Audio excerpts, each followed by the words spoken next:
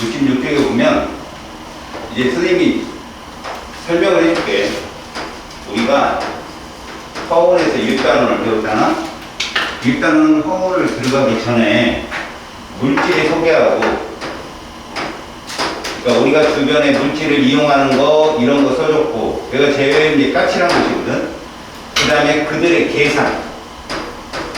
그러니까 뭐가 나와? 수나 식이 출현했기 때문에 이거 되게 어려웠던 거야. 니들이 중간고사를 한 게.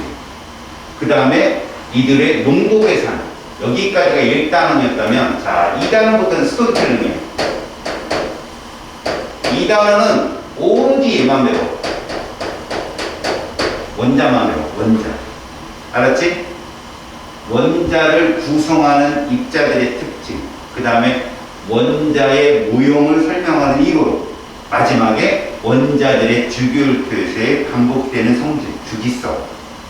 그래서 여기는 총 4개로 나뉘는데 오늘 배워야 될 것이 어떤 거냐면, 오늘은 가장 큰 난이도가 동위 원소의 확률을 구하는 게 있어. 그거 하나만 딱 암기해. 알았지? 나머지는 다 원그래프니까 너네가 수업 시간에도 이해가 갈 정도야. 알았지? 옛날처럼 계산이 안 되고 유형이 다양하고 이런 게 아니라 수업 시간에도 충분히 이해가 가는 단원이기 때문에 첫 시간은 굉장히 수월할 거다. 2단원이 끝나면 뭐가 나오냐면 3단원 가잖아. 자, 이게 2학기 중간고사거든. 얘가 물질이 돼. 이 원자가 모여서 물질을 만들잖아. 그래서 봐라. 이 두 단원이 여기가 가장 하트가 많고, 여기 100점 나와야 돼. 여기 3단원은 여기가 하트가 두 번째. 여기는 뭐 해리지, 해. 그 다음에 요 4단원은 1단원보다는 재밌어. 여기는 그나마. 근데 계산 같은 것도 그나마 스킬이 좀 있어서 좀 쉽게 풀리는 문제들이 많아. 봐라. 1학기 중간 기말에서 기말을 잡아야 된다. 무조건. 그래서 점수를 끌어올려놓으면 또이또이에서 점수가 높고, 2학기는 얘를 무조건 잡아야 돼. 3단원. 여기는 좀 쉬워. 솔직히 말해서. 아니, 내용은 어려워. 내용은 어려운데 내가 알려주는 룰대로 로직으로 따라가면 문제 금방 풀린다. 알았지? 자, 그러면 이제 원자부터 들어가도록 할게. 봐봐. 자, 원자 파트. 우리는 여기를 들어가기 전에 얘를 먼저 보자. 우리가 역사 그러면 되게 싫어하는데, 여기는 과학사라는 게 있어. 과학사가 뭐냐? 과학의 역사인데, 자, 여기서 공부할 때 미리 알아야 될 게 하나 있다. 그 시대, 18세기 후반, 19세기 초반, 전기학은 충분히 발달했어. 전기학이 발달했다. 여기서 이 전기학이라는 게 뭐냐? 이런 거라고 생각하자. 중력이 작용하는 공간을 중력장이라고 한다. 그러면 전기력이 작용하는 공간을 뭐라고 할까? 친구들은 다. 중력이 작용하는 공간을 중력장이라고 해. 전기력이 작용하는 공간은 전기장이라고 한다. 이해갔어? 그럼 자기력이 작용하는 공간은 자기장이야. 알겠어? 전기학이 발달했다는 얘기, 전기력이 작용한다고 그랬는데, 중력은 질량이 기준값이거든. 누가 더 무거워? 전기력은 질량이 전혀 상관없어. 무조건 전기학은 질량과 같은 애가 이거야. 근데 이거를 물리학처럼 어렵게 들어가진 않을 거야. 니네 전하의 종류가 뭐 있는 줄 알아? 전하는 2개 있어. 양과 음이 있어. 이렇게. 알았어? 양전화, 음전화 둘이 어때? 당기지? 그럼 같은 전압끼리. 밀어내지? 이것만 알면 돼. 대신에 얘들의 단위를 이렇게 써. 읽을 줄은 알자. 읽을 줄은 알자. 화폐 단위랑 똑같으니까 이거를 이렇게 읽어. 누가 발견했겠냐? 쿨룽이 발견했어. 자기 단위에 쓴 거지. 그러면 너희들은 이거만 하면 돼. 1쿨룽이 크냐, 2쿨룽이 크냐? 이 쿨링이 크지? 그것만 알면 되는 거야. 이 쿨링이 크겠구나. 단이라는 거. 전기학이 발달한 이 시대에 사람들은 양전화, 음전화를 띠는 물질이 있다고 생각을 했어. 근데 그때 당시에 이 분이 나타난다. 근데 중학교 한 번은 본 분이야. 돌터. 돌터는 가장 작은 입자 해가지고 무엇을? 원자를 주장하게 돼. 근데 전기학을 연구하는 과학자들은 이 원자가 가장 작은 입자가 아니라는 걸 의심을 품게 돼. 왜? 어떤 물질이 가만히 있다 전하를 띠게 되는 거야. 근데 비리면 하나는 뭐 서로 다른 전하로 막 바뀌니까 마찰연기잖아. 이거 왜 그렇지? 라고 생각했는데 좀 똘똘한 사람들 중에 일부가 뭔가 이동하는 게 있다고 생각한 거야. 뭔가 이동해서 얘는 양전화 떼고 얘는 음전화 떼는데 그 이동하는 게 무수한 실험을 통해서 음전화를 띠는 입자들이 이동한다는 걸 알아. 그래서 이 원자 내부에는 음전화를 띠는 입자하고 양전화를 띠는 입자가 공존할 거라고 상상을 하는 건데 과학의 가장 큰 팩트는 뭐냐면 실험을 하는 거야. 증명을 하는 거라고. 너희들은 오늘 배우는 게 그 증명 실험을 배워. 2개 배운다? 그 2개만 시험에 나오니까 꼭 기억해라니. 그럼 나는 지금 배경을 설명하는데 자, 돌턴의 원자론이 나오고 나서 이 사람이 자기의 도구를 고안을 하는 게 도구를 어떤 도구냐? 과학자들한테 엄청난 장난감이 될 수 있는 이런 관을 만들어내. 이 크룩스라는 과학자는 외과 의사인데 이 관을 만드는데 어떤 관이냐면 자 이렇게 생긴 거 이렇게 봐요. 이렇게 생긴 거야. 여기에 음극이 있고 양극이 있는데 여기에 기체를 채우면 여기서 방전이 일어나는 거야. 방전. 방전이 뭐냐면 니네 그 마법사들이 구슬을 놓고 이렇게 손을 비비면 안에서 번개가 또 치치 일어나는 거 봤지 그림. 그게 이제 그런 상태가 계속 유지되는 건 플라즈마 상태라고 부르는데 그건 단순히 마찰에 의해서 이 안에서 공기 중에서 방전이 일어나는 모습이거든. 혹시 비행기 타고 가다가 그 성층권으로 가잖아 비행기가. 그러다 착륙할 때 대기권으로 들어오면 구름을 뚫고 지나오거든. 혹시 구름 안에서 번개 치는 거 본 적 있냐? 그 정말 희한한 경험인데 이렇게 저군형 구름 있잖아. 두꺼운 거 비행기 타고 지나가다 선생님도 저군형 구름 사이에 번개가 딱 치는 걸 봤는데 번개가 지상에서 보면 번개가 하늘에서 아래로 때려치지. 근데 그 공기 대기권에서 보면 사방으로 퍼져 번개가 쫙 하고 퍼져. 그 신기해. 우주선이 나왔다 사라지는 것 같은 느낌이야. 그러니까 얘들도 이 안에 그런 현상이 나오는 게 이런 걸 방전관이라고 그래. 근데 이 사람이 어떤 장치를 했냐면 여기다가 이렇게 하는 거야. 전압을 엄청 높인 거지. 전압을 높이니까 여기서 방전이 일어나는 거야. 기체는 원래 전류를 통하지 않거든. 근데 엄청난 전류를 쐈더니 전압을 쐈더니 여기서 선이 하나 나타나고 빛이 나타나기 시작하는데 봐라. 이 설명을 들으려면 전압이 뭔지를 알아야 될 거 아니냐? 이건 화원에서 나오지 않는다. 시험에도 안 내고.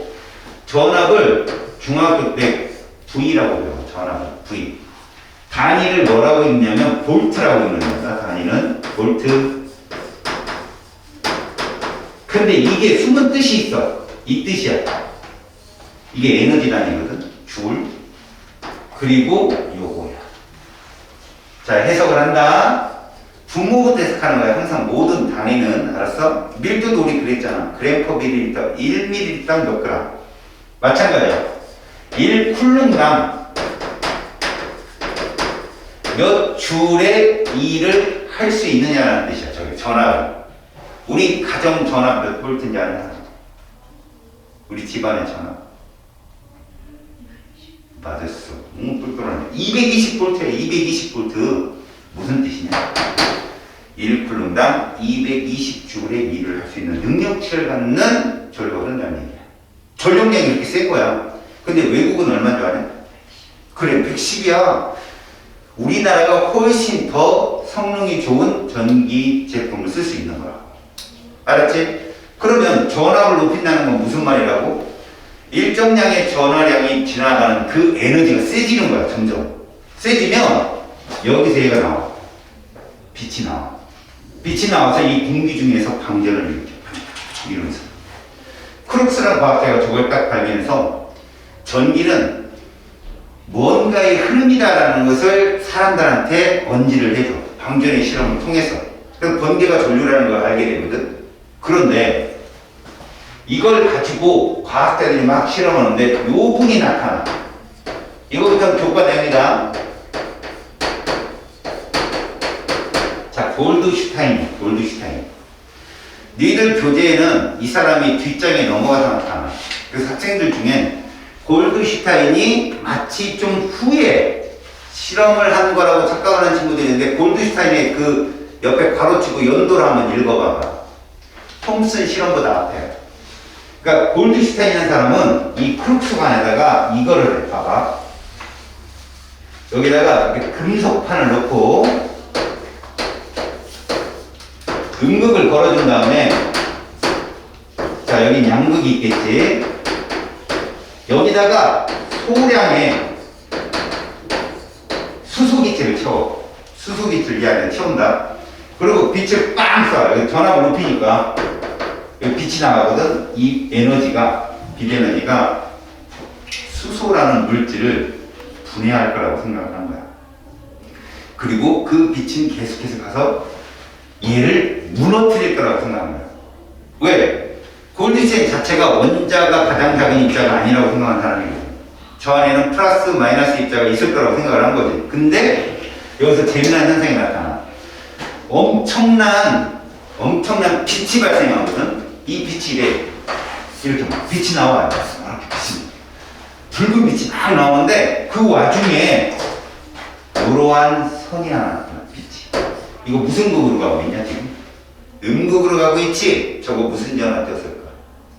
양전화 떴다. 저거. 그래서 이것을 뭐라고 하냐면 양극선이라고 해요. 그래서 골드슈타인은 증명을 한 거야. 양전화가 있다는 걸 증명한 거야. 이게 끝이야 그냥. 그러면 이 실험이 왜 중요하냐고? 과학자들이 계속 말로만 떠들고 머릿속으로만 계속 생각했던 걸 눈으로 보여줬잖아. 있다. 그래서 증명이 된 거야.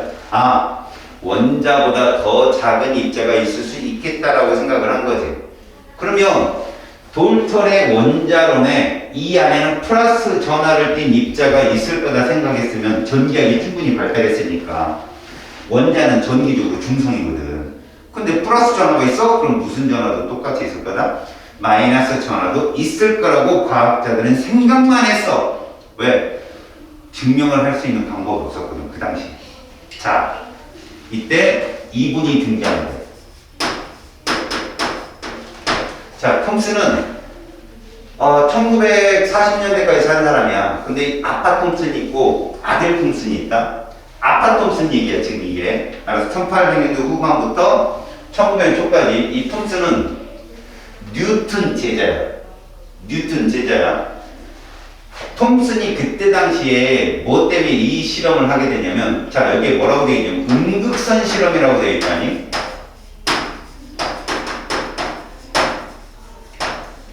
이 빛을 과학자들이 음극에서 나온다 해가지고 음극선이라고 이름을 붙인 거야. 그런데 여기서는 딴 건 없고, 톰슨이 왜 이 실험을 했느냐? 뭐 전자를 발견한 실험이라고 써 있어. 그치? 근데 이 사람이 전자를 발견하려고 이 실험을 한 건 아니야. 그때 당시에 빛이 파동이냐 입자냐 엄청 싸웠거든. 여기서 중요한 거, 파동은 반드시 매질이 있어야 된다. 매질이 있어야 소리가 전달이 돼요. 그러니까 너희들과 나 사이에 진공 상태면 소리가 안 들려. 근데 빛이 매질이 있는 파동이라고 생각한 과학자들이 있고, 아니다, 빛은 그냥 입자다라고 생각한 과학자들이 있었어. 근데 뉴턴이라는 과학자가 최초로 햇빛을 프리즘을 통과시켜서 무지개를 만들어내. 분광하게. 그래서 이 사람이 뭐라고 이름을 줬냐면, 빛은 입자다라고 딱 정리를 하고 돌아가셨어. 뉴턴이 있을 때는 영국뿐만 아니라 전 세계 과학자들이 뉴턴을 추앙했다고. 그래서 그 사람의 한 말에 대해서 토를 못 달았는데, 그 사람이 죽고 나니까 이곳저곳에서 야, 빛이 파동 아니야? 파동 같은데? 막 이러면서 계속 쭉쭉쭉 거린 거지. 톰슨이 뉴턴 빠돌이거든. 그래서 에이씨 내가 증명할래 해가지고 크룩스관을 갖다 놓고 제일 먼저 한 일이 뭔지 알아? 진공을 만들어버려. 저 안에 공기를 다 빼. 그리고 전압을 높였더니 빛이 가는 거야. 이거 파동에서는 절대 설명이 안 되는 거거든. 니네 혹시 인피니티 본 적 있냐? SF? 아, 참. 토르 본 적 있냐? 너 뭐했냐, 소민이? 영어 나오고. 이러면 대화가 단절이 되죠. 남자들은 다 봤던 거야. 타노스 아니야, 타노스? 타노스도 몰라? 야, 타노스가 우리 대통령보다 더 유명해. 여기 5개 이렇게 뭐 박히는 이런 거 몰라? 혹시 병원에 입원했다 1년 동안 외부가 단절된다는데 나 진짜 화나네. 이러면 이제 우주관은 적고, 알았죠? 배터리랑 볼 줄도 모르는 애들 데리고 내가 또 여기서 타노스 얘기할 수는 없으니까. 톰슨이요 실험을 하게 됩니다. 진공이라는 관 속에서 빛이 이동하는 걸 계속 실험을 하게 되는데, 문제는 진공 상태에서 빛이 지나간다는 건 그건 뭐다? 입자다라는 거야, 빛이. 알겠어? 근데 이 사람이 이러고 끝나는 게 아니야. 이러고 끝나는 게 아니라고. 이 사람이 재밌는 실험을 하게 되거든. 응서 실험을 하게 되는데, 봐요. 이렇게 크룩스관을 약간 변형을 시킵니다. 이렇게 크룩스관이 있어요. 여기는 당연히 음극에 놓고요. 반드시 여러분 금속판을 놔야 되는데, 야, 니네 혹시 금속이 전류를 잘 흐르게 한다는 건 알지? 그게 어떤 전자가 존재해서 그래? 이건 알아? 자유전자가 존재한다는 건 알아? 알지? 그때 당시엔 그걸 몰랐다고. 근데 금속에 전압을 걸면 여기서 누가 나와? 빛이 나오는 것만 안 거야. 그래서 음극선이란 거야, 그냥. 여기다가 이렇게 플러스 극을 연결해. 그러면 누가 나와? 이렇게 음극선이 나오는 거야. 그래서 찡 나와서 끝에. 대신 입자성이기 때문에 얘는 이 안을 뭐로 만들어? 진공으로 복경 상태로 만든다. 이렇게. 자, 이제 첫 번째 실험이다. 결론이야, 결론. 이 사람이 여기다가 이렇게 전기장을 넣어. 플러스, 마이너스. 그랬더니 이 노란색 곡선이 이렇게 되더라. 알았어? 저건 분명히 입자야. 진공 상태에서 빛이 가는 건 입자잖아. 이 사람은 이 실험의 결론을 이렇게 했어. 양극으로 핀다. 이거 외우는 거 아니야. 너희들은 이걸 알아야 돼. 추론. 알았어? 추론을 알아야 돼. 화면이 끊기는 것 같은 느낌이다. 추론이 뭐냐? 얘는 무슨 전화 뺀다? 음전화를 뺀다. 이게 중요한. 음전화를 뺀다. 이거 외워야 돼.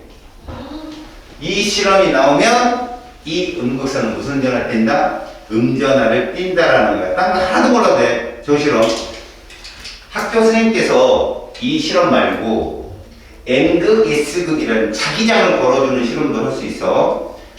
전기장에서 휘어지잖아? 그럼 자기장도 휘어진다. 이거 플레밍의 오른손 법칙 때문에 그래. FBI, 이것 때문에 그런 거야. 그냥 그렇게만 알아도 전기장에서 휘어지면 자기장에서도 휘어진다. 두 번째 실험이야. 두 번째 실험 똑같은 크룩스관을 놓고 똑같은 장치를 하게 되죠. 그래서 여기도 전압을 높인 것처럼 여기도 전압을 높입니다. 그러면 당연히 무슨 선이 생겨요? 음극선이 생기죠. 찡 가는데 이 음극선의 경로에 이렇게 물체를 놓는 거예요. 물체를 놨더니 이 뒤에 이렇게 그림자가 생겨요. 그림자. 자, 봐요. 그림자가 생기잖아요. 선생님 그림자 있어요? 칠판에? 별로 없죠. 왜 그러냐? 광원이 많아서 그래요. 광원이 많아서 간섭을 한다는 거거든. 이건 파동의 성질인데 빛은 파동성과 입자성이 모두 있어요. 그 둘 다 있다고 얘기해도 노벨상 받은 애가 아인슈타인이에요. 알았어요? 파동이랑 입자가 막 싸우는데 중간에 가서 둘 다야 그래도 노벨상을 받았어 그 사람이. 그러니까 요런 그림자가 생기는 건 빛의 고유한 입자성인데 빛이 뭐를 하기 때문에 이거를 직진성이 있다는 거야. 빛이 직진할 수 있다. 그림자 나오면 직진성이 있다. 외워놔. 알았어? 그림자 생기면 직진성이 있는 거야. 마지막 실험이다. 자, 음극에 금속판을 연결하고 자, 크룩스관을 그립니다. 이렇게. 자, 이제는요. 이 음극선이 지나가는 경로에 누굴 놓냐면 바람개비를 놔요. 그랬더니 바람개비가 도는 거야. 이건 뭘 의미하냐면 이 빛이 입자가 있다는 증거예요. 여러분 귀신이 질량이 있을까 없을까? 질량이 없죠? 질량이 없으면 중력의 영향을 안 받아요. 그러면 지방령이 뭔지 알아요? 지방령? 어느 한 곳에 계속 있는 귀신이야. 물리학적으로 따지면 지방령은 정말 불쌍한 애예요. 지구가 엄청나게 빠른 속도로 자전하는 거 알아요? 근데 우리는 중력이 있으니까 그냥 붙어서 같이 가는 무입진차에 가는 건데 지방령은 거기 계속 있으려면 지구 자전 속도랑 똑같이 달려야 돼요. 계속. 정말 불쌍하네 이렇게. 나중에 보면 어깨 쳐주세요. 대신 못 만질 거예요. 질량이 없으니까. 고로 봐요. 이건 물리학에서 배우는 건데 내일 통합과학 시간에 배웠을 겁니다. 질량이 있는 물체만 충격을 줄 수 있어요. 그러니까 귀신한테 맞아가지고 어깨를 다쳤네, 갈비뼈가 좀 금갔네 이런 사람은 없는 거죠. 근데 귀신은 우리한테 그것보다 더 큰 뭐를 줘요? 이걸 주죠. 그죠? 놀래잖아요. 놀라움을 주는 거니까 우리가 놀래는 걔한테 맞아서 아이씨 왜 귀신한테 맞았어? 이러진 않아요. 귀신은 못 때립니다. 질량이 없으니까. 그래서 영화에 보면 귀신들이 연습하고 있잖아요. 움직이면 거짓말입니다. 못합니다 그거. 질량이 없는데 어떻게 해요? 운동량이 없는데. 바람개비가 돈다는 건 이 빛 윤극선은 뭐를 갖고 있다? 질량을 갖고 있다. 그래서 통신이 정리를 합니다. 음전화 띄고 직진하며 질량을 갖는 이 입자가 바로 우리가 찾던 전자다. 그러니까 전자를 발견하게 되죠.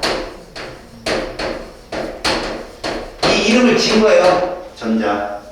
그 톰슨이 어떤 원자 모형을 그러니까 돌턴이 저렇게 그렸잖아요. 톰슨은 이런 원자 모형을 그립니다. 자, 이런 원자에 선생님이 3D로 그릴 거예요. 이런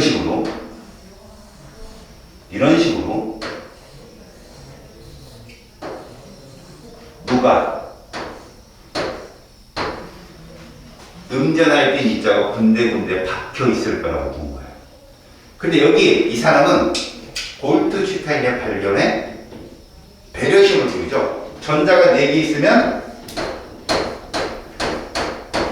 얘도 4개 있을 거라고 본 거예요. 그게 전기적으로 중성인 거. 이걸 주장하면 이게 톰슨의 원자 모형이에요. 푸딩 모양이라고 합니다. 건포도 빵 모양 이렇게 얘기도 하고요. 그게 무슨 빵이지? 스콘. 거기에 건포도 중간에 초콜릿 들은 것처럼 이렇게 돼 있다라고 그 사람이 최초로 톰슨이 이렇게 주장을 합니다. 자, 톰슨 실험이 끝났는데 잘 봐요 여러분. 거기는 실험이 이거 말고 또 하나가 나오는데 이 중간 과정을 모르면 다 외워버려야 돼요. 이렇게 발견됐다면 이 톰슨은 어떤 걸 궁금해했을까? 이 사람은 이 전자가 질량이 얼마나 질량이 있다고 했으면 질량을 재고 싶을 거 아니야 이 사람도. 음전화를 띈다고 해서 이 전화량을 재고 싶을 거 아니야. 근데 도구가 없었던 거지.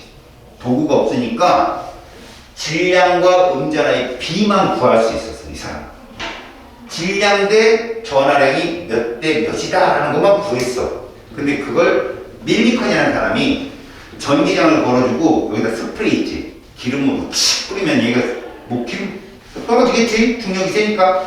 안 떨어지는 입자가 있더라는 거야. 중간에 딱 떠있는 입자. 그럼 뭐냐, 지구가 당기는 중력과 전기력의 평형을 이루는 거. 그걸 이용해서 얘가 질량을 측정해.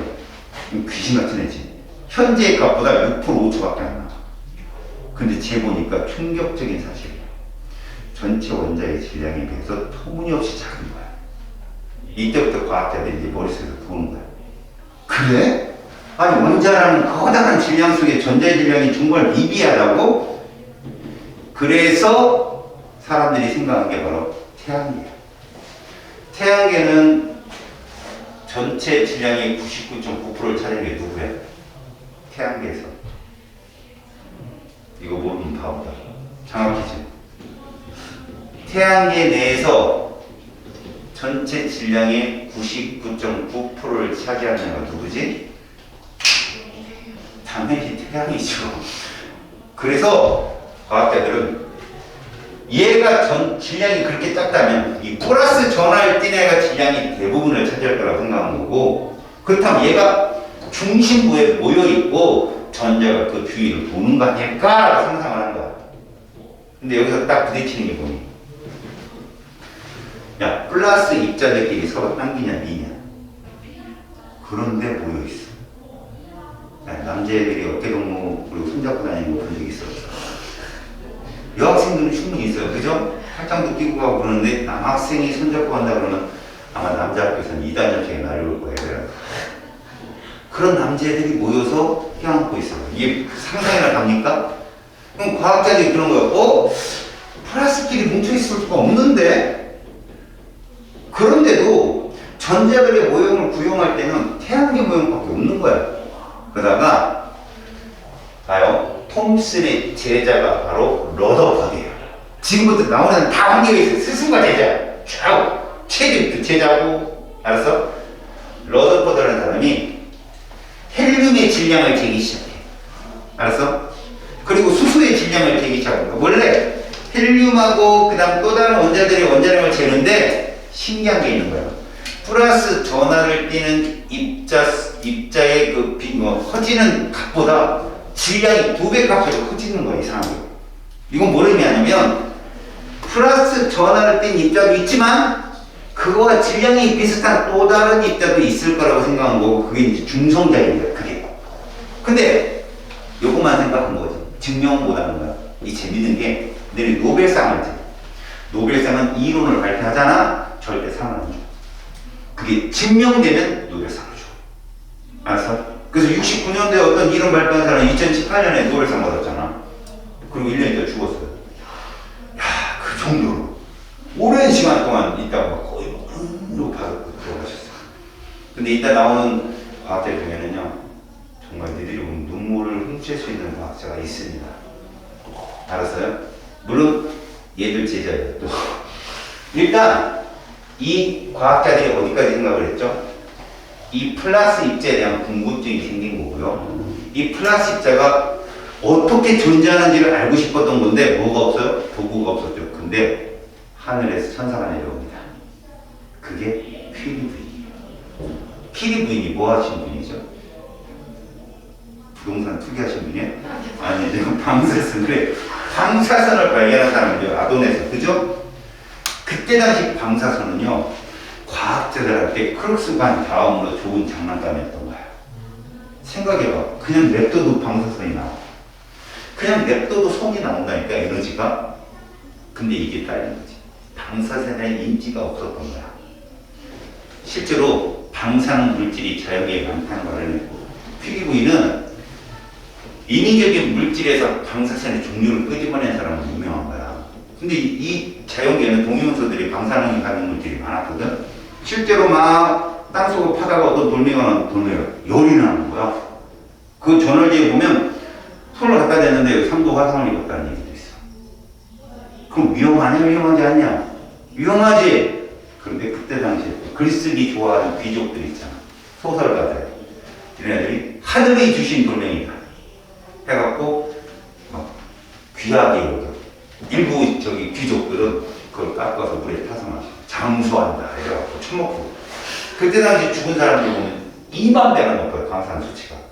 그럼 다 죽었어요. 그 사람들. 그 정도로 위험한 건데 그때는 무지했단 말이야. 러더퍼드는 이 방사선을 가지고 얘를 확인하고 플러스를 확인하고 알았어요? 근데 이 러더퍼드 실험을 들어가기 전에 이 방사선의 종류를 알면 러더퍼드가 왜 이 알파선을 사용했는지 이유를 알아요. 자, 방사선은 알파, 베타, 감마가 있어요. 알겠어요?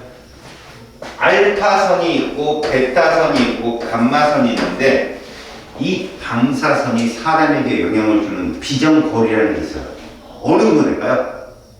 애들 보면 막 1km, 100km 이런 말 하는데 알파선은 실제로 10cm, 20cm 정도, 15cm 정도 근처에 안 가면 방사선을 노출하는 거예요. 이게 15cm 칼이라고 보시면 돼요. 15cm 칼. 베타선은 좀 길어요. 20cm. 감마선이 제일 길어요. 30cm. 그러니까 칠판에 15cm, 20cm, 30cm 칼이 이렇게 나와 있는 건데 이 근처에서 안 놀면 괜찮아요. 안 다쳐요. 그래서 방사능 연구소 같은 데 보면 카드 달고 다니죠. 색깔 깎아놓고 노출됐네. 피하면 돼요. 괜찮네. 애들은 막 방사능 맞으면 아닙니다. 그 노출 정도가 오래돼야 몸에 피해를 줘요. 너네들 방사능 노출돼 있어요 이미. 근데 우리한테 영향을 커다랗게 안 줄 뿐이죠. 알파선은 얘이기 때문에 헬륨의 원자 핵이라고 하거든요.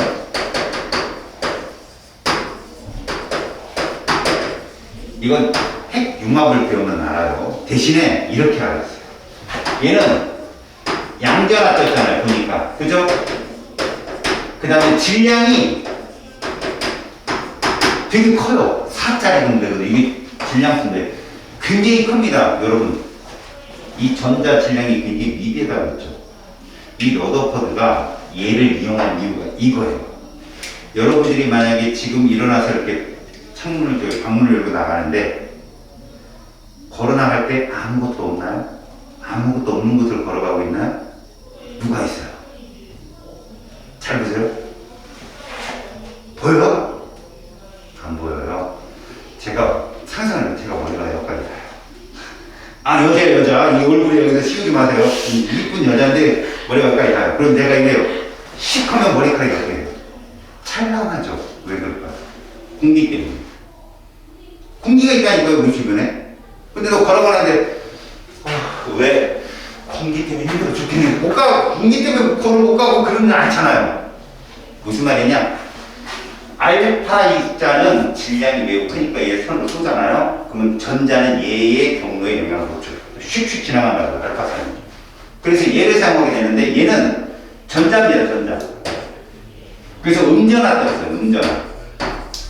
질량은 매우 작겠죠. 질량이 매우 작아서 베타선을 쓸 수가 없어요. 알파선을 사용. 얘는 전화를 띄지 않을 거예요. 감마선. 그래서 실제로 추가력은요. 감마선이 제일 좋지만 알파선을 사용하면 보세요. 러더퍼드는 플러스 입자 가운데 모여있을 거라고 생각했잖아요. 모여있으면 원자량의 대부분을 차지하기 때문에 질량이 매우 클 겁니다. 그러면 알파선이 가면 쟤도 플러스, 얘도 플러스 서로 밀어낼 거라고. 그래서 알파선이 경로가 바뀔 거라고 상상을 한 거야. 그리고 무식한 실험을 합니다. 이거 무식한 실험은 조교들을 죽이는 실험인데 잘 들어보세요. 금 있죠, 금. 금이 넓게 피면 넓게 펴집니다. 이거 어느 정도냐면 껌종이 있죠, 껌종이. 껌종이 껌 씹고 껌종이를 이렇게 뜯어내면 은박지 나오죠. 그걸 딱 붙여. 초딩도 붙이고 동나이야, 그지? 그거 이렇게 보면 이렇게 좀 보여요, 건너편이. 그 정도 얇은 두께로 커다랗게 커튼처럼 만들어요. 그 다음에 방사선 총을 만들어요, 알파선. 자, 여러분들이 지금 조교예요. 실험실입니다.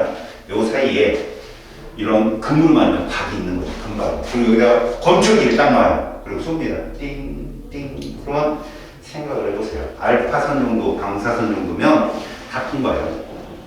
알겠어요? 다 통과합니다.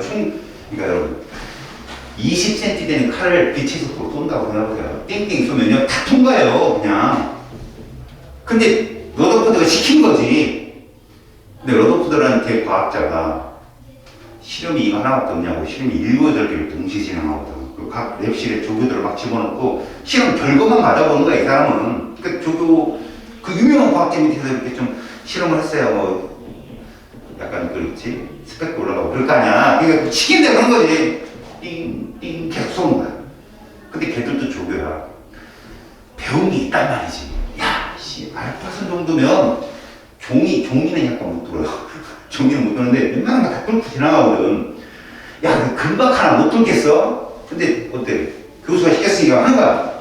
검쪽이 보니까 다 이게 잡혀요. 한 명은 여기 있고, 한 명은 거기 있고, 또 띵띵띵띵 대부분이 통과하네. 그래서 2, 3일에다가 이제 가지고 왔어. 박사님, 대부분 통과합니다. 여기서 대부분이라는 말은요, 옆으로 휘는 것도 있을 거예요. 분명히.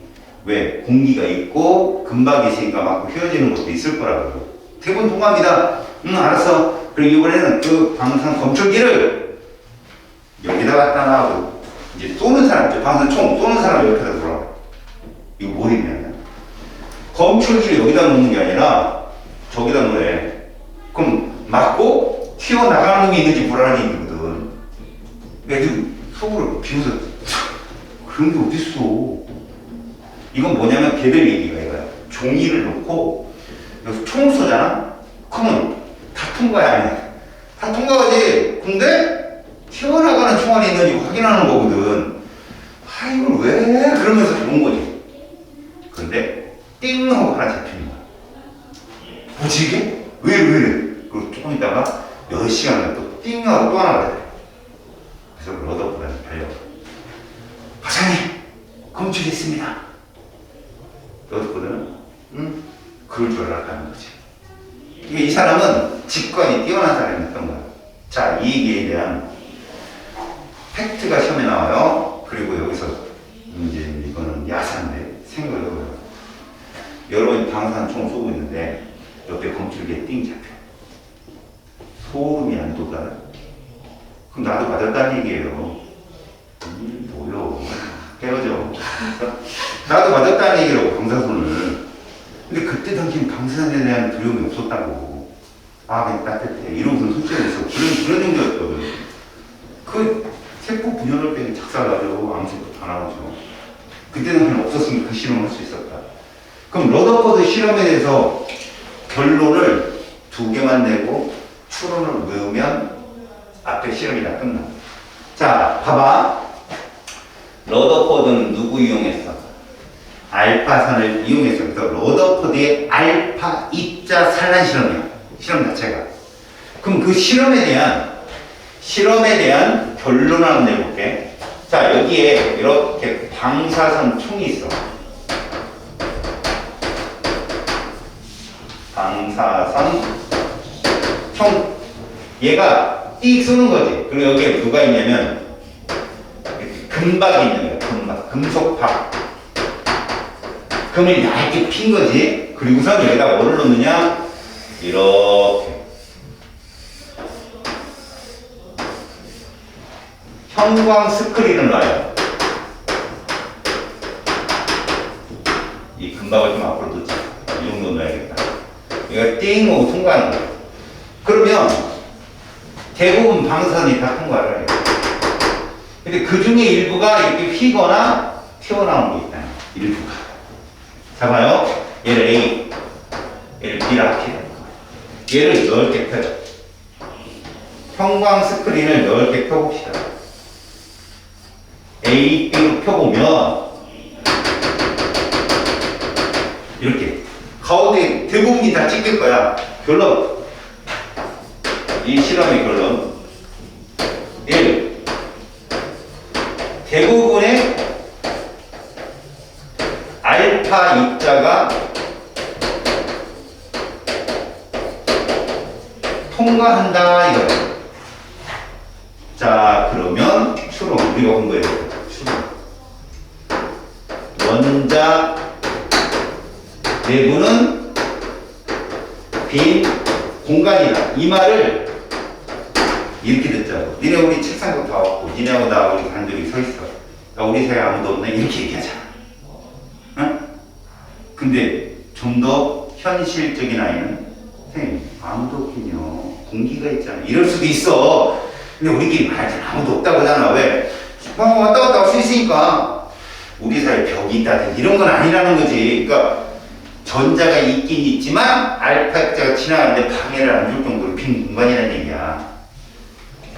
두 번째, 극히 일부 알파 입자가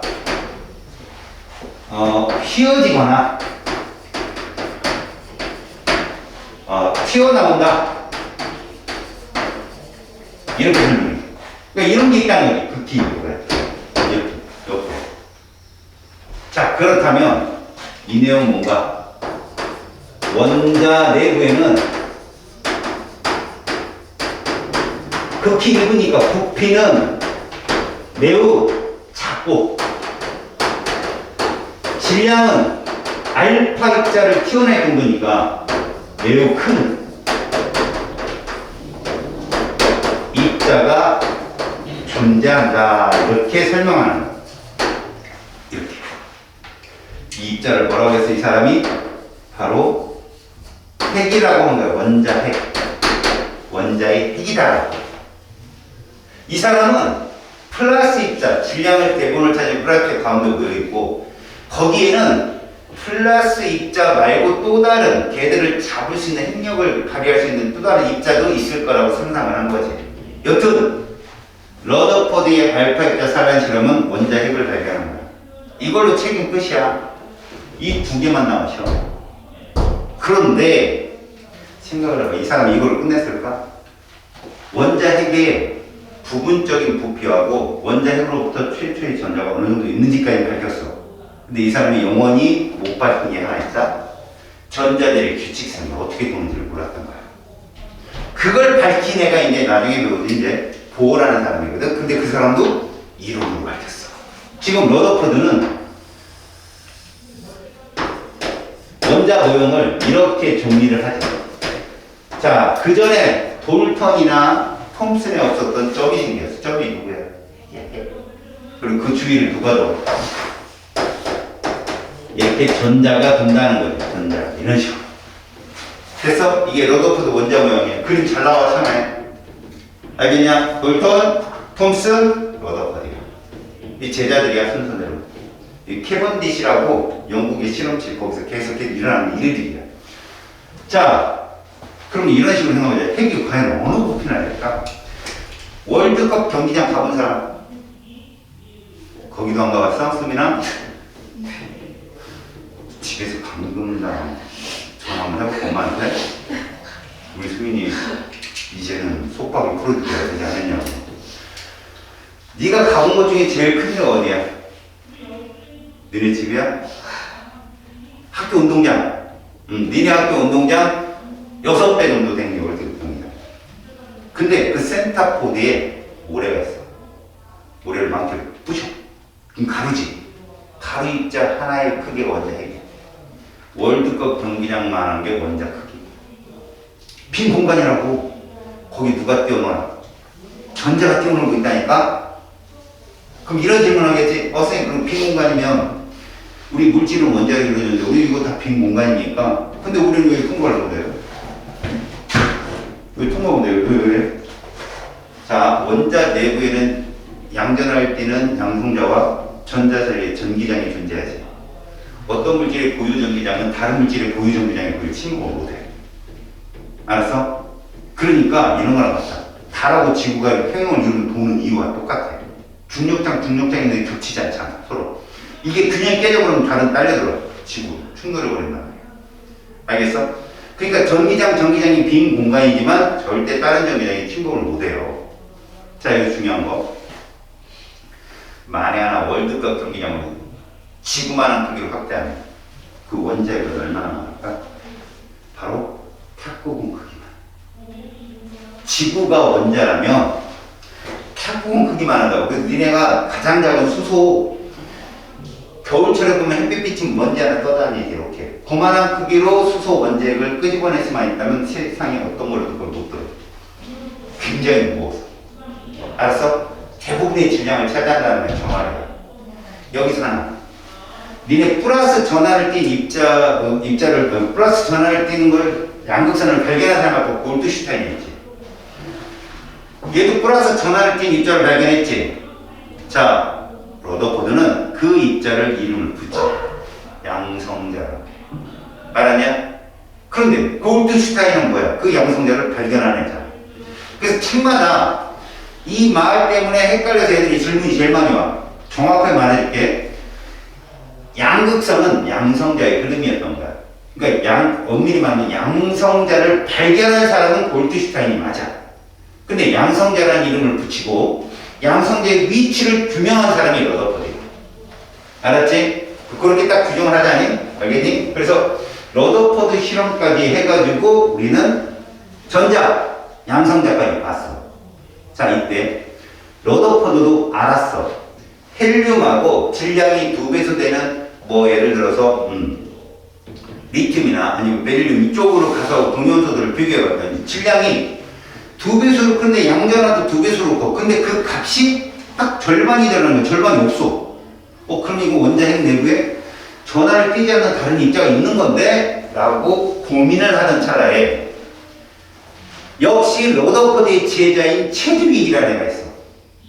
근데 이 체드윅이라는 사람도 자기가 실험을 한 게 아니라 졸리 퀴리, 아까 퀴리 부인 나왔잖아. 응? 졸리 퀴리 부부야 둘이. 방사선 연구를 계속 하다가 방사선 중에 일부가 알았냐? 감마선 같은 애가 있는 거야. 응? 전기장에서도 자기장에서 휴지장으로 가는 거. 와, 이런 애도 있네! 라고 올렸어, 저 노래. 체드윅이 귀신같이 그걸 채간 거야. 가서 이거 중성자랑 관련 있겠는데? 해가지고 연구를 통해서 베릴륨을 넣고 실험을 해본 결과 그게 전하를 띄지 않는 중성자라는 걸 발견하고 끝. 됐어? 그럼 지금까지 몇 개 발견했어? 전자, 양성자, 중성자. 이게 실험의 끝이야. 알았냐? 오케이? 이제 좀 이따가는 이들을 갖고 시험에 어떻게 내는지 보여줄게. 자, 이제 장을 넘기면 원자를 구성하는 입자에 대한 설명이 있을 거야.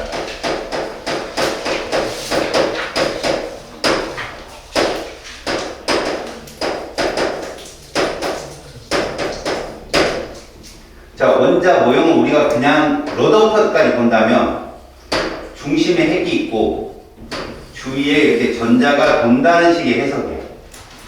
핵은 다시 양성자와 중성자로 이루어져 있고 여기에는 전자가 존재한다는 이론이지. 실제로 중력장 입장에서 봤을 때 있잖아. 한 개 질량이 얼마냐?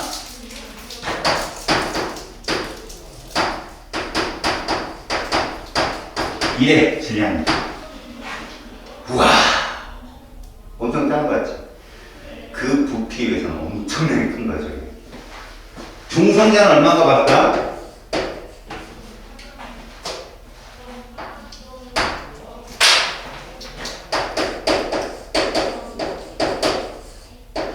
누가 더 무거워? 중성자가 약간 무거워. 통합과학 시간에 니네 아원자라고 해가지고 쿼크 배웠지. 쿼크 되게 작은 거. 양성자는 업, 다운.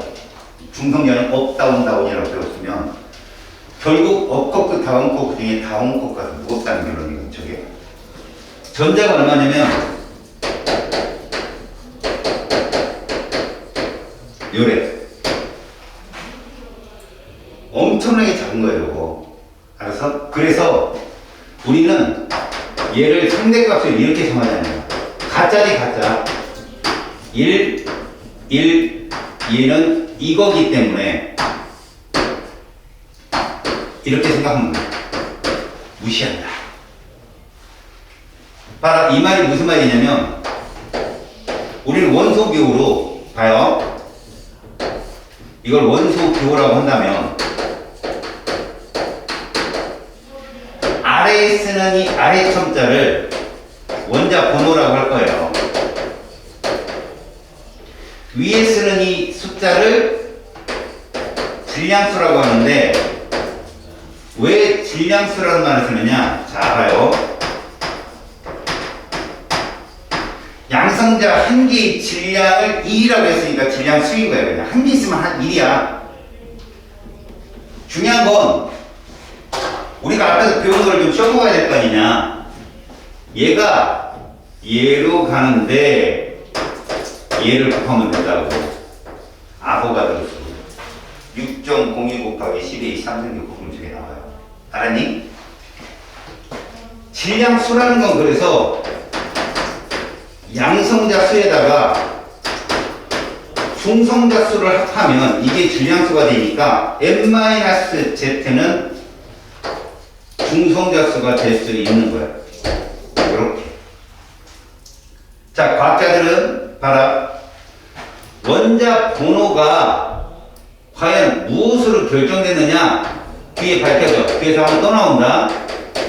얘라는 걸 밝혀. 이 과학자가. 이분이 정말 짠하신 분이라고 아까 그 주인공.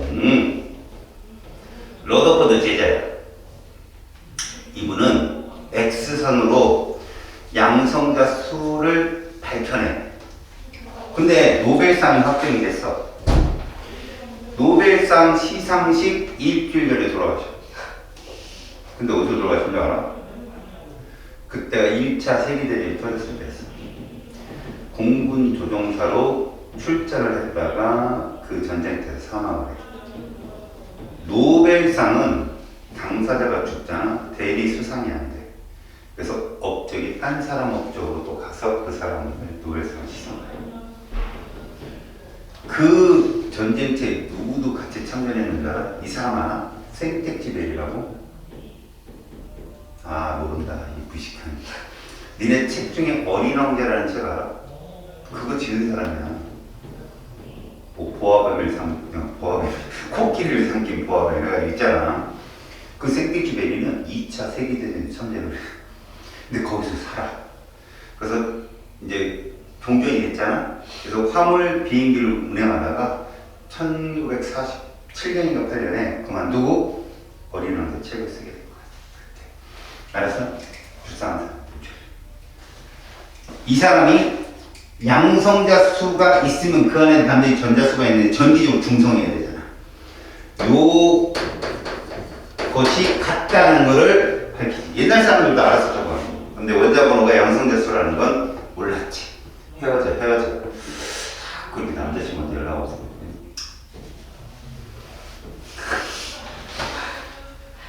이럴 때 서로 이렇게 해보는 거지, 그지?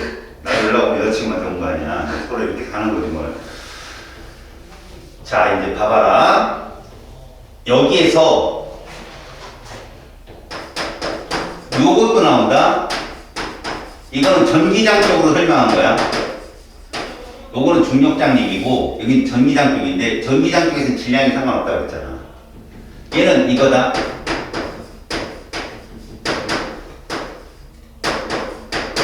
실제 시험에는 니네들 1.6 곱하기 10의 마이너스 19승 풀롱으로 나와. 1.6.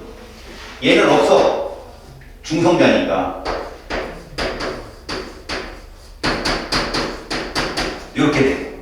근데 우리 이걸 쓰지 않는다고. 이것을 쓰죠. 그래서 우리는 얘를 그냥 이렇게 쓰고 얘를 이렇게 쓸 거야. 이것 또한 6.25 곱하기 10의 18승계를 곱하면 이게 나올 수 있어. 물투 하는 애들 외우는 거야. 어떻게 외우지 거 아니야? 우리나라가 어느 전쟁 때문에 분단됐어? 어떤 전쟁? 18, 6.25 때문에 분단이야. 그치? 그 우수한 일 교육은 애들이 욕한 거 아니에요? 이것이 전하량이야. 자, 이제 과학자들이 얘만 이동이 가능한 걸 알았잖아? 그래서 시험 문제 첫 번째. 제일 많이 나오는 게 이거다. 이거 잘 봐. 앞으로 양성자, 중성자, 전자를 문제가 출제되잖아. 100% 다 맞춰야 되거든. 근데 되게 빠르게 맞춰야 돼. 이걸 이용해. 원벡터. 벤츠. 왼쪽을 양성자라고 이름을 짓자. 전자, 여기를 중성자라고 이름을 짓자. 그 입자수를 써보는 거야. 2번. 헬륨. 양성자 몇 개겠네. 양성자 몇 개? 2개. 맞지? 원자 고르니까. 전자. 2개. 맞지? 중성자 몇 개 있을까? 쓸 수 있겠어? 이해가? 이거 이해 가야 돼? 됐어? 다시 하나 더 써볼게. 6번 탄소는 12래. 몇이겠냐? 6이겠죠. 이해가요? 얘들의 특징이 뭐냐? 질량수가 원자 번호의 2배수인 거야. 그러니까 2배수인 애들이 저렇게 1대1인 거지. 알았어? 7번 질소 14짜리가 있어. 거기 몇이겠냐? 7이겠지. 이렇게 돼. 이해갔지? 자, 이제 2배수가 아닌 애들 볼게. 대부분 원자 번호에다가 짝수들은 원자 번호가 짝수면 곱하기 2 하면 질량수가 나와. 근데 홀수들은 곱하기 2 한 다음에 더하기 2를 해줘. 예를 들어보자. 9번 플로린 얼마일까? 홀수니까 19 이렇게 보는 거야. 자, 얘 한번 불러봐. 몇 9 10 이렇게 보는 거지. 알겠어? 다시 11번 나트륨 23 몇 나올까? 11 12 자, 이제 니들한테 센스를 물어보는 거야. 만약 X라는 원소가 있는데 잘 봐라. 얘가 원자야, 원자.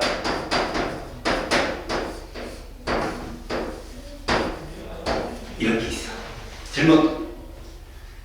중성자수 몇 개야? 이거 중성자수 몇 개야?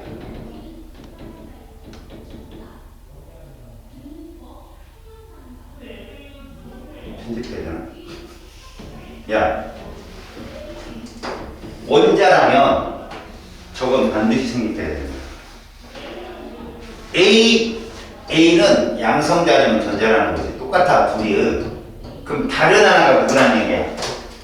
이 다른 하나가 누구란 얘기야? 중성자란 얘기야. 그럼 자, 원자 번호 뭐? A번. 질량수 얼마? 이게 되는 거야.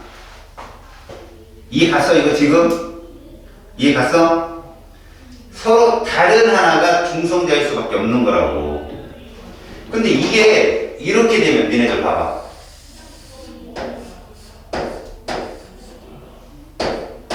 얘 몇 번 원소야? 2번 원소지. 질량수 얼마일까? 대답 안 하면 지금도 마스크 뺏긴다, 준다. 그래, 3이지. 니네 2번이 누구야? 헬륨이라니까? 헬륨이 4자리만 있는 게 아니야, 자연계에. 이런 걸 쓸 수 있으면 되는 거야. 이해가냐? 그래서 너희들은 원자들이 있잖아? 원자가 존재하는데, 만약에 세 개, 중성자, 전자, 양성자를 막 섞거나, 가나다로 놓든가, ABC로 놓든가 막 섞거나, 그때 다른 하나는 무조건 중성자인 거야. 알았냐? 숫자가 다른 하나는 무조건 중성자인 거야. 이걸 보고 판단하는 거지. 그래서 원자는 금방 찾아, 니들이. 금방 찾아. 그리고 이렇게 써있다고 하면 봐봐. 원자인데, 전자의 수분에 중성자의 수가 1이 나온다는 애들이 1이에요. 아, 그러면 봐라. 아, 전자 수분의 중성자 수가 예를 들어 원자 번호가 6번이면 이건 6분의 6이라는 얘기라고. 얘야, 얘. 알았어? 그러니까 저런 것들을 금방 캐치해야 돼. 여기까지 괜찮아. 이제부터 이걸 얘기할 거야. 잘 들어야 돼, 이제. 자, 반드시 원자는 양성대수랑 전자수가 똑같은데, 얘는 뭐냐? 전자의 이동이 있는 애들이야, 이온. 그때 너희들이 외워야 될 게 있어. 주기율표 내가 옛날에 가르쳐 줬지. 맨 윗줄에 원소 몇 개 있어? 맨 윗줄에 원소 2개 있지? 그 다음 줄에 원소 몇 개 있어? 8개 있다. 그러면 얘가 1번이면 얘가 몇 번이야? 2번. 얘는 10번이라는 얘기거든. 이해 갔냐? 그 다음에 몇 개 있냐? 또 8개 있어. 그 다음에도. 그럼 얘는 몇 번일까? 바로 밑에 있는 18번이야. 그리고 나서 이게 20번의 주기율. 여기가 시험범위 나오는 거야, 얘네들. 이 잔원에서 지금. 근데 말이야, 얘가 이온이 되잖아? 그러면 얘들의 전자 배치가 이렇게 따른다는 거예요. 왜 원하고? 여기부터 여기까지가 얘를 따라 10번. 이걸 앞으로 선생님이랑 세트 1이라고 할까요? 세트 1은 누굴 따라간다? 10번 네온의 전자 배치를 따르는 애들이야. 그럼 저기부터 불러볼까? 7번 질소부터 시작해서 몇 번까지? 13번 알루미늄까지야. 얘들은 전자가 모두 10개야. 그럼 7번 질소를 표현해볼까? 14짜리인데 10개가 되려면 요게 돼야 돼. 한가만에 했어. 그럼 어떻게 그려? 봐봐.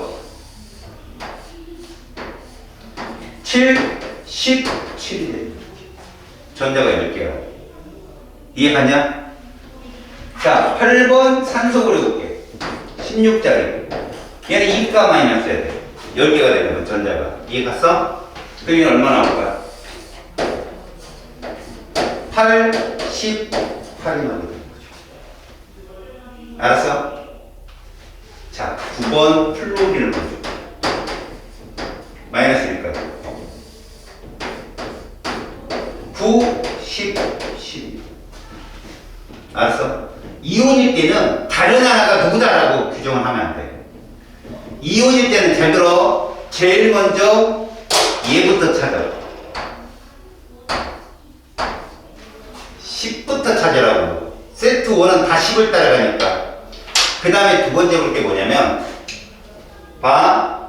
이렇게 힌트를 줘. 얘 10인데 얘도 10이야. 이거 중성자야. 이온인데 양성자랑 같을 수는 없잖아. 이거 중성자야. 요게 양성자. 그럼 이 둘 중에 누가 중성자입니까? 안 물어봐. 자료를 3개 이상은 쭉 쳐. 알겠어? 그럼 너희들이 중성자를 특정 원자에서 찾는 거야, 이온에서. 알았어? 무슨 말인지? 그러면 세트 2도 있다.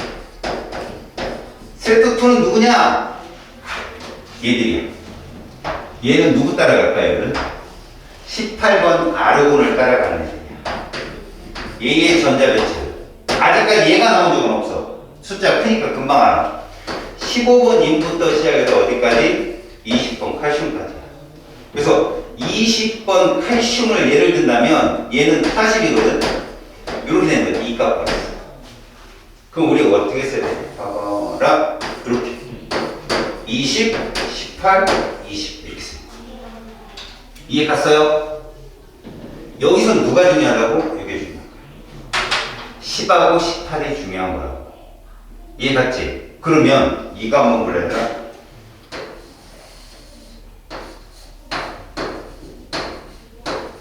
얘가 이온이래. 얘 몇 번일까? 몇 번?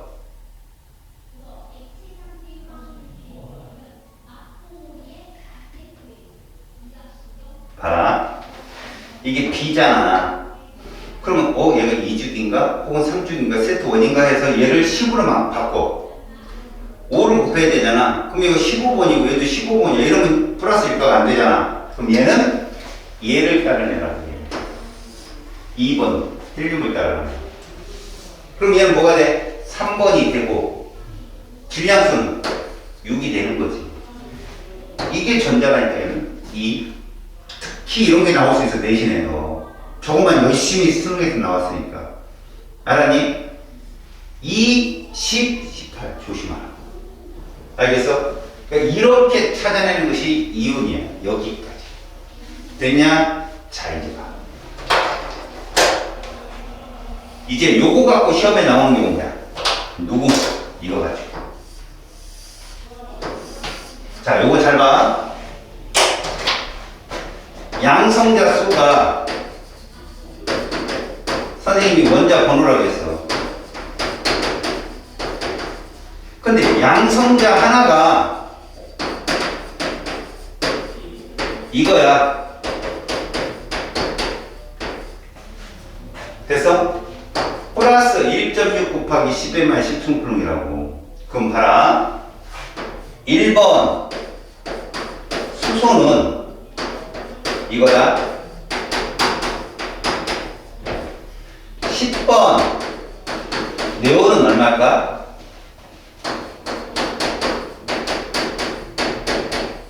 이해 갔어?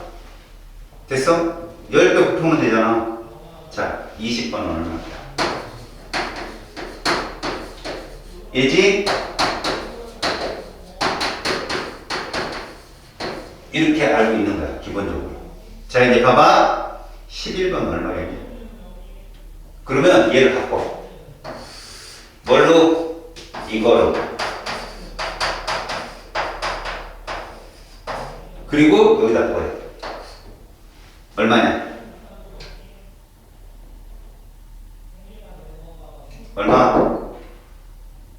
수민아, 얼마야? 1.76. 그렇지. 그러면 12번. 얼마 나오는데? 요거 두 배수가 0.3이지? 0.3이 들어가. 1.92 곱하기 10에 10에서. 야, 여기다 5 곱해봐. 얼마 나와? 0.8 나오지? 여기다 0.8 더하면 그게 15번. 알았냐? 그렇게 계산하는 거라고. 어렵게 풀지 말고. 알았어요? 자, 이렇게 세분화할 때 봤어. 원자일 때, 이온일 때, 그 다음에 핵자량 갖고 나오는 문제. 알겠어? 자, 이제 마지막 하나다. 바로 마지막 자, 동위원소. 여기서 약간의 수학적인 확통이 나와, 확통. 근데 어렵지 않은 확통이니까 잘 봐요. 먼저 동위원소. 동위원소란 무엇인가? 얘가 동일하대. 원자 번호가 동일하다.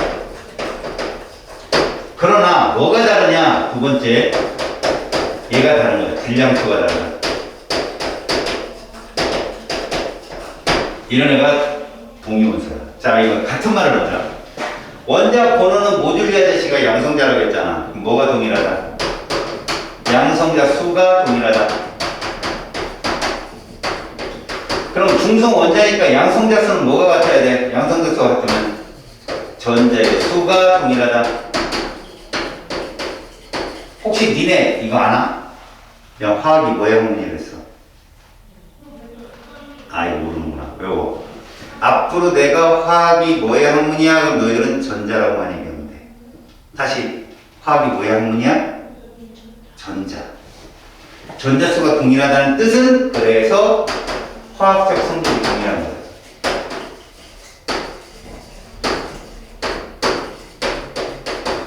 여기까지. 이게 동위원소의 특징이야.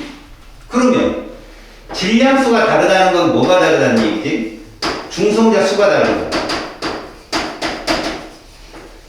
중성자 수가 다르잖아? 그럼 질량수가 달라졌지? 그럼 이 성질이 다른 거야. 물리적 성질. 자, 여기서 물리적 성질이 다르다는 말, 녹는 점, 끓는 점이 다르다, 이런 뜻이야. 자, 동위원소를 보여줄게.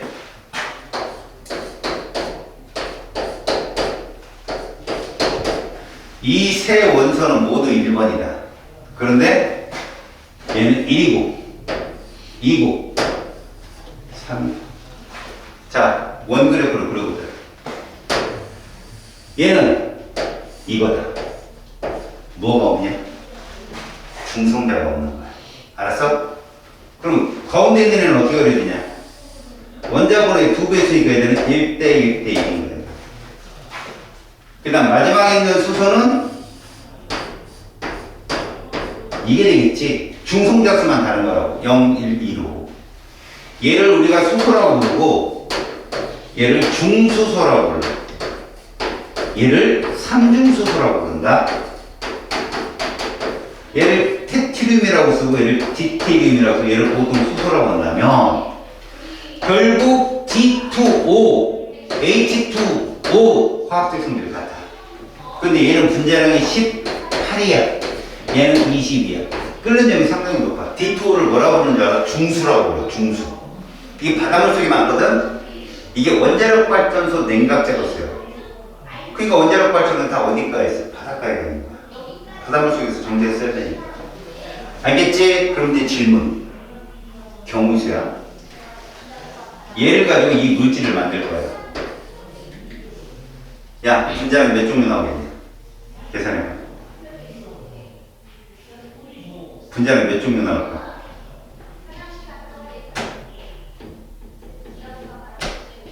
자, 분자량 많은 대로 대봐. 이런 거야. 얘하고 얘가 만날 수가 있잖아. 분자량 얼마야? 2. 얘랑 만날 수도 있지. 지들끼리. 분자량 4. 얘랑 만날 수도 있잖아. 분자량 6. 그 다음에 서로 맞춰봐. 얘랑 만날 수 있지. 이렇게. 분자량 얼마? 3. 됐지? 얘랑 만날 수 있잖아. 분자량 얼마? 4. 그럼 둘이 겹치잖아. 하나 지우고. 이렇게. 겹치는 건 지운다고. 4가 똑같으니까. 마지막. 누구 있어? 2짜리랑 3짜리가 만날 수 있잖아. 5. 그래서 5종. 이거 나온다고 시험에. 알겠어요? H2 분자량은 이렇게 5종류가 나온다. 자, 근데 우리가 이런 수소를 대표적 질량수로 뭐라고 배웠냐? 이렇게 배웠잖아. 1. 이해 갔어? 1이라고 배운단 말이야. 왜 1이라고 쓰느냐? 얘가 99.9%를 차지하기 때문에. 나머지들이 합쳐서 0.1%. 알겠어? 0.01% 이 정도 돼. 그러다 보니까 우리가 수소의 분자량을 얘를 2로 잡아도 허다한 오차가 없어. 정확한 오차를, 더 오차를 줄이고 싶으면 원자량을 대입하면 돼. 1.002 뭐 이런 거 대입하면 돼. 그것도 가짜지만. 그러면 이거 이 얘기를 왜 하냐고. 자, 이런 애들이 동위원소잖아. 그치? 지금 수소는 대표적 수소 하나의 원소가 전체 99.9%를 차지하기 때문에 쟤는 평균 원자량 이런 거 계산 안 해도 우리가 그냥 대표적으로 1로 쓸 수 있는데 얘는 아니다. 얘가 시험에 나온다. 봐라. 17번 염소 35짜리가 있고 17번 염소 37짜리가 있어. 나머지 원소들은 더하기 1이나 곱하기 2만 하면, 그치? 곱하기 2 한 다음에 더하기 1을 하면 이런 식으로 간단하게 우리가 예측을 하는데 얘만은 우리가 외워야 되거든. 그래서 시험 문제에 100% 나와. 얘는. 알았어?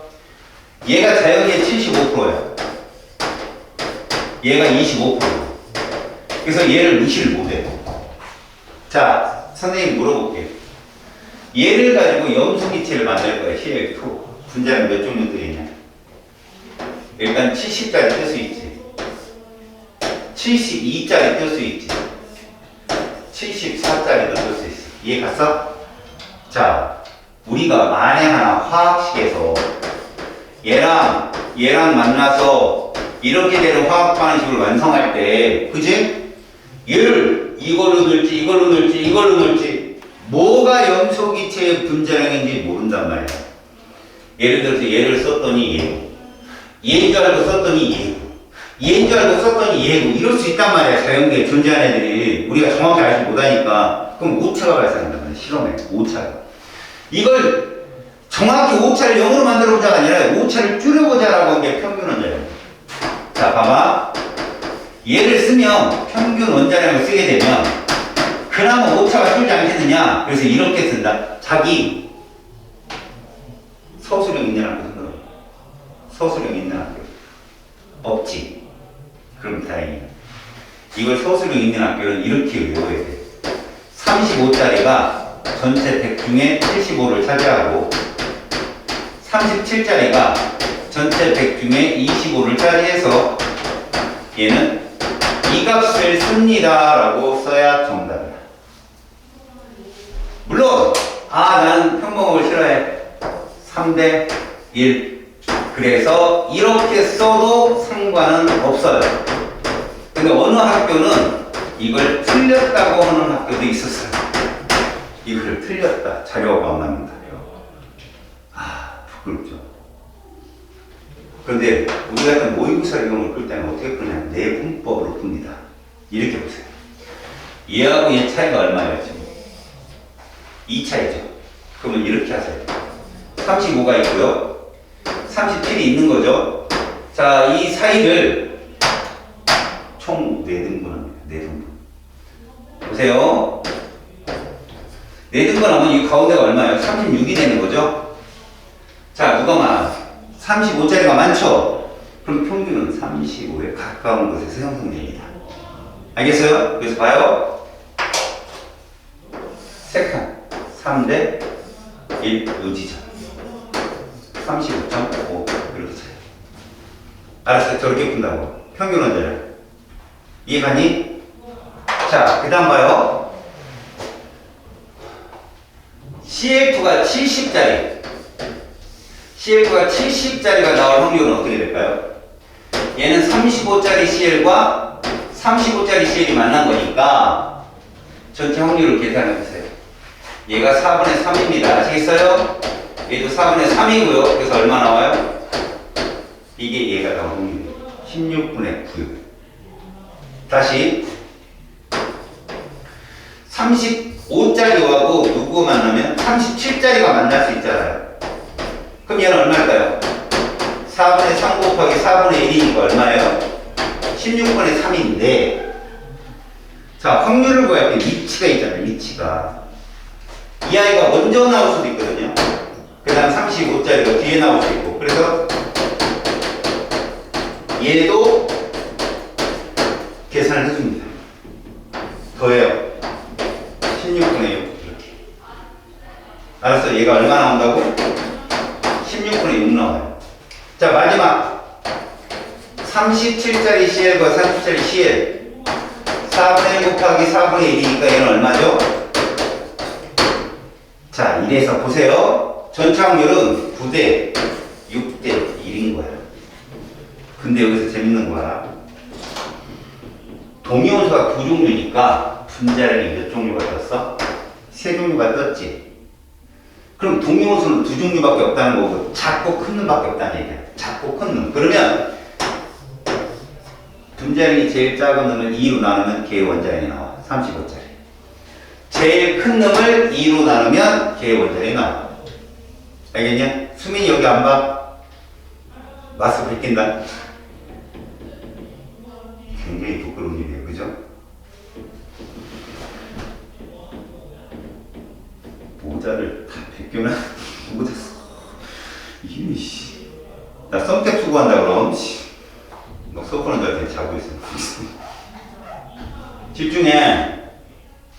얘를 2로 나누고 얘를 2로 나누면 자꾸 큰 값이 뜬다고. 그 다음 봐. 얘가 확률이 얼마나 나왔어? 16분의 9 나왔고 얘가 16분의 6 나왔고 16분의 1 나왔잖아. 이거 보지 말라고 가운데 숫자. 어차피 작은 거 만난 게 얘잖아. 그 확률은 루트 씌워봐. 4분의 3이지. 얘 또한 큰 거 만난 거잖아. 4분의 1이야. 알았어? 이렇게 찾아내는 거야. 그래서 이런 문제가 이렇게 출제가 돼. 봐봐. 시험 문제 실제 이렇게 나온다. X2가 있는데 세로 쪽을 존재 B를 써놔. 자, 여긴 70짜리, 72짜리, 74짜리고 70짜리가 얼마인가 봤더니 9고 72짜리가 6이고 74짜리가 1이다 이렇게. 그럼 너희들은 X2라는 물질이 세 종류의 분자량이 같다면 동위원소는 몇 종류다? 두 종류인 건 알아야 되는 거야. 두 종류야 서로 각자 이렇게 되면 각자의 분자량이 있고 서로 만나는 분자량이 있으니까 저렇게 두 종류의 동위원소가 뜨는 거야. 자, 동위원소 종류는 몇 종류다? 두 종류다. 작은 값, 큰 값, 두 개다 이거. 작은 값하고 누구? 큰 값. 이 두 종류밖에 없어. 그러면 70을 반으로 나눠. 35가 되는 거고. 74를 반으로 나눠. 이렇게 되는 거고. 가운데는 이 둘이 만난 거니까. 여기까지 됐지? 다음. 두 번째. 존재 B는 몇 대 몇이냐는 거야, 존재 B는. 그럼 얘 확률을 스몰 A, 얘 확률을 스몰 B라 해야 되잖아. 알겠어? 그러면 이 9라는 숫자는 그러면 뭐야? A 곱하기 A 돼갖고 확률이 떨어진 거 아니야? 그 다음에 이 1이라는 숫자는 이렇게 나오는 거 아니야? 그럼 6이라는 숫자는 어떻게 나오는 거야? 이렇게 나온 거야, 결국은. 이게. 알겠냐? 봐봐라. 이거 둘 곱하기 2하기 16분의 3 곱하기 2하기 이거 아니야? 그렇게 나온 거야. 결국은 존재비는 몇 대 몇이다? 3대 1이다. 이렇게. 알겠냐? 자, 이제 질문. 평균 원자량 얼마야? 평균 원자량 얼마? 35, 37을 3대 1의 내분점을 끊어봐. 얼마 남아야 돼? 이게 나오는 거야. 자, 이제 질문. 퀘스천. Y2야. 158, 160, 162. 세로축이 존재 B야. 4분의 1 있고 2분의 1 있어. 읽어. 얘 동위원소 몇 종류야?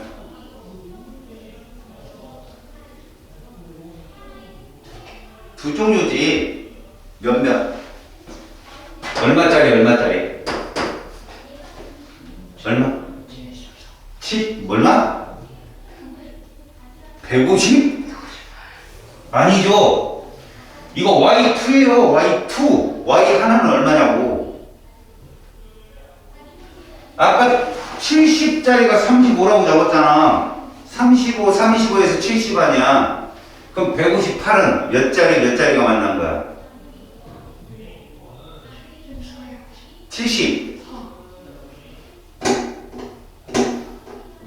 148? 2로 나눠봐. 158. 2로 못 나눠? 초등학교 1학년이요? 그래, 79짜리지. 이건 얼마짜리야? 이렇다니까, 이렇고, 이거. 가운데 건 보지 말라니까. 자, 존재 B는 몇 대 몇이야?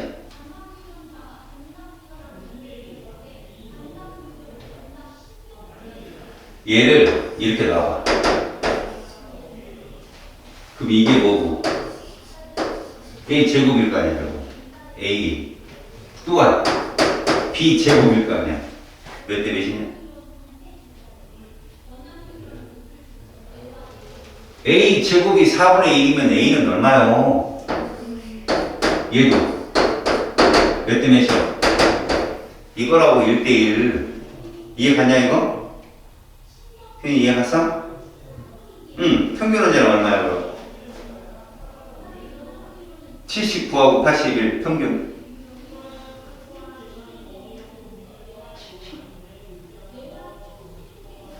(79점하고) 81점 평균을 못 구해? 그래 80에 적어. 79하고 81하고 2 차이 나잖아. 1대 1이니까 가운데 80이지. 그렇게 푼다고. 알겠냐? 이게 제일 어려운 문제라고.